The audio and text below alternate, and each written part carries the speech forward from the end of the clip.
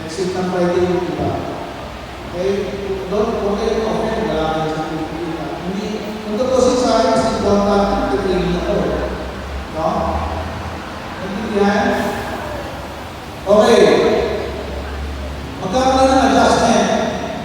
Kasi yung iba, tatamaan na ng schedule yung training ng pasok nila sa school. Tama?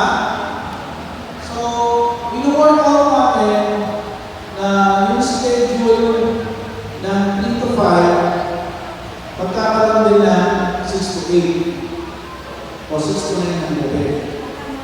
Yun yung pinakamatulong natin sa inyo. Okay? So, ino-work out namin yung nighttime training. So, dun sa mga pwede mo natin, at least yung mga tatamahan ng pasok sa school, dali kayo pa rin ang pang-nighttime.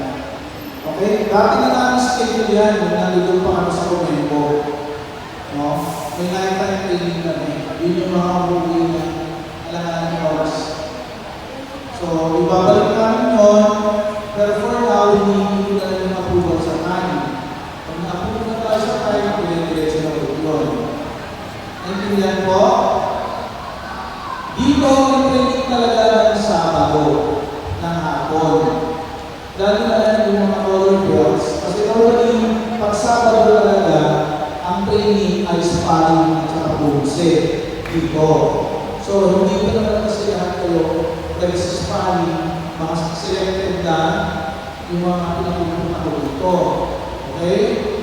Habang tumatagal, natututo kayo, lahat kayo dito talaga ang training for sparring and bumse. Okay? So, parehas lang na meron training dito ng 2 times a week, ng Tuesday, Thursday, doon sa kabila,